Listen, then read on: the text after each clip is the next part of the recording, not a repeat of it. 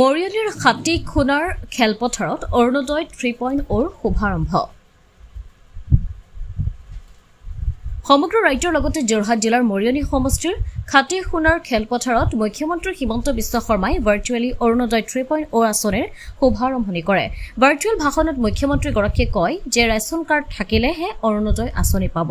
গতিকে নতুনকৈ প্ৰায় 20 লাখ নতুনকৈ ৰেচন কাৰ্ড প্ৰদানৰ কাম আৰম্ভ কৰা হৈছে। উক্ত অনুষ্ঠানত মৰিয়নি সমষ্টিৰ বিধায়কে অৰুণোদয় 3.0 আঁচনিয়ে অসমত এক নতুন যুগৰ সূচনাৰ সৃষ্টি কৰিব বুলি কয়। লগতে দুখীয়া জনসাধাৰণৰ কাৰণে চৰকাৰখনে তথা মুখ্যমন্ত্ৰীগৰাকীয়ে লোৱা এই পদক্ষেপৰ কাৰণে মুখ্যমন্ত্ৰীগৰাকীক ধন্যবাদ জ্ঞাপন কৰে। আজি অনুষ্ঠানত মৰিয়নি ৰাজহ চক্ৰ বিষয়া, মৰিয়নি পৌৰপতি, উপ পৌৰপতি, ৱাৰ্ড সদস্যসকলৰ লগতে কেইবাজনো বিশিষ্ট ব্যক্তি উপস্থিত আছে।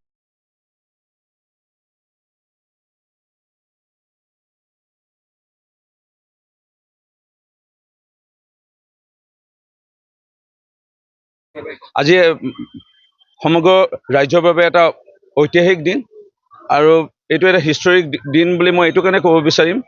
আজি প্ৰায় 20 লাখতকৈ অধিক নতুন আমাৰ দুখীয়া দৰিদ্ৰ পৰিয়ালৰ অসমৰ জনগণে আৰু নতুনকৈ ৰেচন কাৰ্ড পাবলৈ গৈ আছে।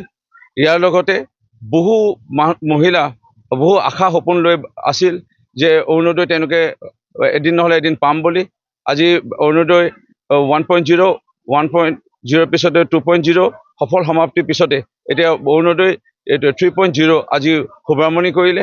আৰু এই শুভাৰম্ভণিৰ লগতে প্ৰত্যেক সমষ্টিত 10,000তকৈ অধিক আমাৰ নতুনকৈ আমি আৰু আইসকলক, মহিলাসকলক আজি এই আঁচনি আমি প্ৰদান কৰিব পাৰিম। মই মৰিয়নি সমষ্টিৰ বিধায়ক হিচাপে আৰু মৰিয়নি সমষ্টিৰ জনপ্ৰতিনিধি হিচাপে মই মাননীয় মুখ্যমন্ত্ৰী ডক্টৰ হিমন্ত বিশ্ব শৰ্মা ডাঙৰীয়াক কোটি কোটি প্ৰণাম জনাইছোঁ, ধন্যবাদ জ্ঞাপন কৰিছোঁ। মৰিয়নি সমষ্টি অসম নাগালেণ্ডৰ সীমামূৰীয়া, ইয়াত চাহ জনগোষ্ঠীৰ লোকসকলৰ সংখ্যা বেছি। নতুনকৈ মৰিয়নি সমষ্টিত পূৰ্বৰ তিয়ক সমষ্টি অন্তৰ্ভুক্ত হোৱা এলেকা বানপীড়িত অঞ্চল বহু গাঁও পঞ্চায়ত আছে, প্ৰায় 4খনমান গাঁও পঞ্চায়ত বানপীড়িত অঞ্চলৰ লোক। সেই লোকসকলৰ আজি বহু মানুহে আজি এই আঁচনি লাভ কৰি তেওঁলোকে উপকৃত হ'ব। আৰু এটা চবতকৈ ভাল লাগিল যে নতুনকৈ ৰেচন কাৰ্ড পোৱা লোকসকলে এতিয়া তেওঁলোকে অৰুণোদয় লাভ কৰিব পাৰিব, আয়ুষ্মান কাৰ্ডো লাভ কৰিব পাৰিব। ইয়াৰ লগতে বিনামূল্য শিক্ষানুষ্ঠানৰ নামভৰ্তিও লাভ কৰিব পাৰিব। ইয়াৰ লগতে তেওঁলোকে চতুৰ্থটো তেওঁলোকে উজ্জ্বলা গেছো লাভ কৰিব পাৰিব।